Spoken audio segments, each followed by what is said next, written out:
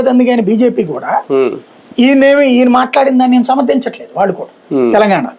ఎందుకంటే అక్కడ తెలంగాణ నాగేశ్వర్ గురించి మాట్లాడేటటువంటి క్రమంతో పాటు బిగిన్ అయ్యి ఎక్కడికెక్కడికో తీసుకెళ్లిపోయింది పవన్ కళ్యాణ్. కాబట్టి వాళ్ళు ముందు ప్రాంతం పరంగా వచ్చినప్పుడు వాళ్ళు ఒకటవుతున్నారు. దాన్ని అక్కడ దృష్టిలో పెట్టుకుని ఆంధ్ర సెంటిమెంట్ లేకెత్తిస్తే ఇప్పుడు 3 కార్పొరేషన్లు జరిగేది ఎన్నికలు, 3 కార్పొరేషన్లు 350 450 జరుగుతుంది. కనీసం అక్కడొక 5 అక్కడొక 5 అక్కడొక 5 వచ్చింది అనుకోండి, ఒక ఎస్టాబ్లిష్మెంట్ కనబడద్దు అన్న ఆలోచన అయ్యి ఉండొచ్చు. ఎందుకంటే సంక్షేమాలు చేస్తేనో అభివృద్ధులు చేస్తేనో గెలవరనడానికి సాక్ష్యం మనకు ఒకడున్నాడు, ఒకటేంటి ఇద్దరున్నారు. 2 రాష్ట్రాల్లోనూ సంక్షేమం చేశారు, అభివృద్ధి చేశారు, చేసి ఇద్దరు మునిగిపోయారు. కాబట్టి ఎమోషన్స్తోనే గెలుస్తామన్నటువంటి ఫీలింగ్ ఉంది. కాబట్టి అది కూడా ఒకటి అయ్యి ఉండొచ్చు. 4వది వచ్చేటప్పటికి రేపు ఆగస్టు సెప్టెంబర్ కల్లా మన దగ్గర ఎన్నికలు జరుగుతాయి స్థానిక. నేను విన్నటువంటిది ఏంటంటే మాకు 33% ఇవ్వండి అనేది పవన్ కళ్యాణ్ అడిగారని నేను ఇంతకుముందే చెప్పాను, మా కార్యకర్తల నుంచి ఉంటుందని.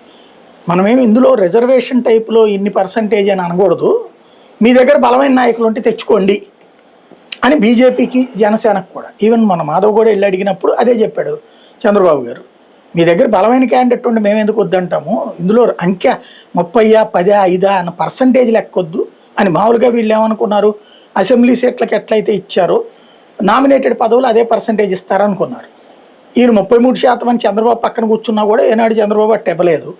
మన ఇప్పుడు ఎమ్మెల్సీలు అట్టే ఏమన్నా ఇచ్చారా? 33% ఏమి ఇవ్వలేదు కదా. అట్లాగే నామినేటెడ్ పదవులు ఏమన్నా ఇచ్చారా? ఇవ్వలేదు కదా. కొన్ని కనీసం అసెంబ్లీ సీట్ల దాన్ని ఏమంటారు, అసెంబ్లీ సీట్ల పర్సంటేజ్ ప్రకారం ఇస్తారంటే అది ఇవ్వట్లేదు. అదే మీ దగ్గర బలమైన క్యాండిడేట్ కాదని చెప్తున్నారు. కాబట్టి ఇప్పుడు బలమైన క్యాండిడేట్లు తమ దగ్గర లేకపోతే బయట నుంచి తెప్పించుకోవడం కోసం అనుకుంటా. వాస్తవంగా వీళ్ళు ముందు ముగ్గురు కలిసి ప్రభుత్వం ఏర్పాటు చేసినప్పుడు చంద్రబాబు గారు చెప్పింది ఏంటంటే, వేరే వైసీపీ నుంచి వచ్చే వాళ్ళని ఎవరిని మనం చేర్చేసుకోవద్దు గబక్కన, మేము కూడా మీరు కూడా చేర్చుకోవాలనుకుంటే మనం ముగ్గురు కూర్చొని మాట్లాడుకుందాం.